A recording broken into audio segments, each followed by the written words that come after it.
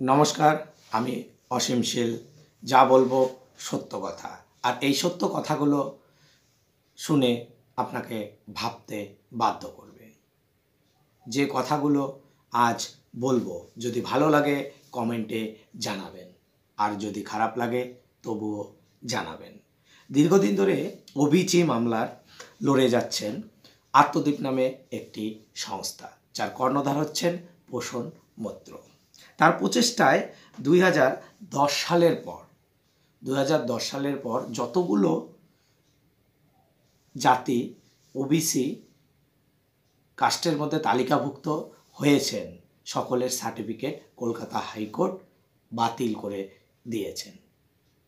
এই বাতিল হওয়া সার্টিফিকেটগুলো যাতে রক্ষা পায় সেই বিষয়ে বা এই ওবিসি মামলাটির কলকাতা হাইকোর্টের রায় মানতে নারাজ হন রাজ্য সরকার। ফলে তারা সম্ভবতই চলে যান সুপ্রিম কোর্টে। সেই সুপ্রিম কোর্টে বিভিন্ন সওয়াল জবাব চলছে। কালকেও সওয়াল জবাব হয়েছে, শুনানি হয়েছে। আবার সুপ্রিম কোর্ট ধার্য করেছেন 28 তারিখ ও 29শে জানুয়ারি। এবার কি হবে এই সুপ্রিম রায়? কি হবে এই সুপ্রিম রায়? কলকাতা হাইকোর্টের রায় খারিজ হবে নাকি কলকাতা হাইকোর্টের রায় বহাল থাকবে? তা তো আমরা জানতে পারবো সম্পূর্ণ শুনানি, চূড়ান্ত শুনানির পর রায়ের মাধ্যমে। ভবিষ্যৎ কথা বলবে কি হতে চলছে। কিন্তু কি এই ওবিসি মামলা, সেটা জানা দরকার সমস্ত ওবিসি সম্প্রদায়ভুক্ত মানুষকে, বিশেষ করে তো হিন্দু সম্প্রদায়ের মানুষজনকে। এই হিন্দু সম্প্রদায়ের যারা ওবিসি শ্রেণীভুক্ত আছে তার মধ্যে একজন আমিও। এই হিন্দু সম্প্রদায়ের যারা ওবিসিতে যুক্ত আছে তাদের এই বিষয় হলে ভবিষ্যৎ খুব অন্ধকার। নিজের অধিকার নিজেকেই ধরে রাখতে হবে, তার জন্য লড়াই করতে হবে। আপনারা সম্ভবতই জানেন, যখন সংবিধান রচয়িতা হয়েছিলেন সেই সময় B.R. আম্বেদকর কিছু সংরক্ষণ প্রথা চালু করে দিয়েছিলেন। শিডিউল কাস্ট, শিডিউল ট্রাইব এবং সঙ্গে ওবিসি, আদার ব্যাকওয়ার্ড ক্লাসেস। সেখানে সেন্ট্রালিভাবে বা কেন্দ্রীয়ভাবে কিছু শ্রেণী মানুষকে ভুক্ত করা হয়েছিল। সেই শ্রেণীভুক্ত যেমন কর্মকার, কুমোর, তেলি, নাপিত, ধোপা, এই সমস্ত জনজাতিরা ওবিসি শ্রেণীভুক্ত। কিন্তু 2011 সালে রাজ্য সরকার ক্ষমতায় আসার পর এই ওবিসিকে দুটো আলাদা ভাগে ভাগ করে দিল, একটা ওবিসি এ এবং ওবিসি বি। সঙ্গে কি করলো, আরও নতুন করে মোটামুটি 90 থেকে 95% মুসলিম সম্প্রদায়কে অন্তর্ভুক্ত করা হলো এই ওবিসির মধ্যে। নতুন করে, পুরনো যেগুলো ছিল সেগুলো তো কেন্দ্রীয়ভাবে আছে, নতুন করে কোনো সমীক্ষা ছাড়া, কোনো সংরক্ষণের ভিত্তি ছাড়া, গ্রামগঞ্জে কারা দরিদ্র, কারা আর্থিকভাবে পিছিয়ে আছে, কারা পড়াশোনায় পিছিয়ে আছে, সেই রকম সমীক্ষা ছাড়াই শুধুমাত্র ধর্মের ভিত্তিতে সেই 90 থেকে 97% মুসলমান সম্প্রদায়কে এই ওবিসিতে অন্তর্ভুক্ত করে দিল। এবার আপনারা বলতেই পারেন তাতে কি হয়েছে? কিন্তু হ্যাঁ, হয়েছে। যারা হিন্দু সম্প্রদায়ের ওবিসি তালিকাভুক্ত তাদের পেটে আঘাত পড়েছে।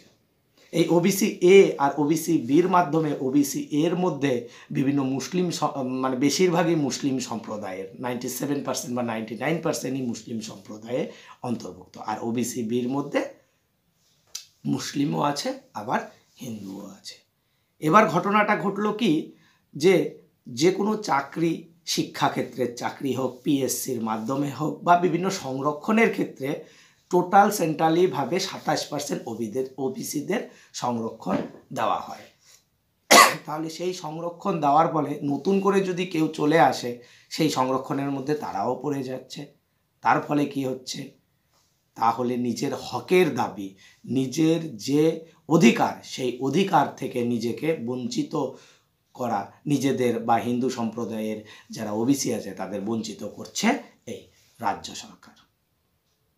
এই রাজ্য সরকার ওবিসি এর মধ্যে বেশি আসন এবং ওবিসি বির মধ্যে সংরক্ষণ চাকরি ক্ষেত্রে কম আসন ঢুকিয়ে দিয়ে একটা বিভাজনের রাস্তা তৈরি করেছে।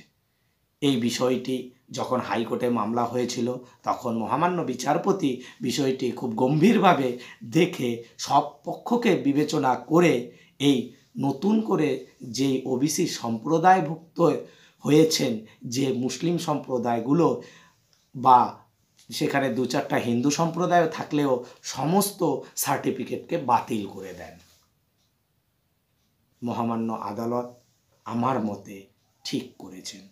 আর আমাদের যে কেন্দ্রীয় ভাবে যারা তালিকাভুক্ত ওবিসি আছে, বিশেষ করে হিন্দু সম্প্রদায়ের ওবিসিরা, তাদের চোখে আঙ্গুল দিয়ে এই ঘটনা দেখিয়ে দিচ্ছে তাদের অধিকারকে কিভাবে মমতা বন্দ্যোপাধ্যায়ের সরকার বঞ্চিত করে শুধুমাত্র তোষণের মাধ্যমে এক শ্রেণীকে সুবিধা করে দিচ্ছে চাকরি ক্ষেত্রে, কর্মক্ষেত্রে, সংরক্ষণের ক্ষেত্রে, সমস্ত ক্ষেত্রেই। তাই আজ যদি এই হিন্দু ওবিসি সম্প্রদায়ের মানুষজন জাগ্রত না হয়, ভবিষ্যতে এই ওবিসির 27% সংরক্ষণের মধ্যে পুরোটাই চলে যাবে মুসলিম সম্প্রদায়ের হাতে। আমাদের ওই 2-1টা নিয়েই সন্তুষ্ট থাকতে হবে। ইতিমধ্যে রাজ্য সরকার বিভিন্নভাবে পত্রপত্রিকায় আমরা দেখতে পারি যে এই 27% ওবিসি সংরক্ষণের মধ্যে 10% রিজার্ভেশন শুধুমাত্র মুসলমানের জন্য করে দিতে চাচ্ছেন। আপনারাই বলুন, কোনো জাতির ভিত্তিতে কি সংরক্ষণ হওয়া উচিত?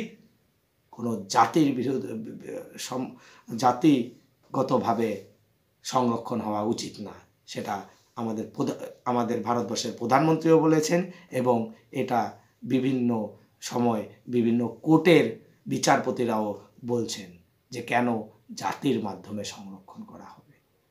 প্রপার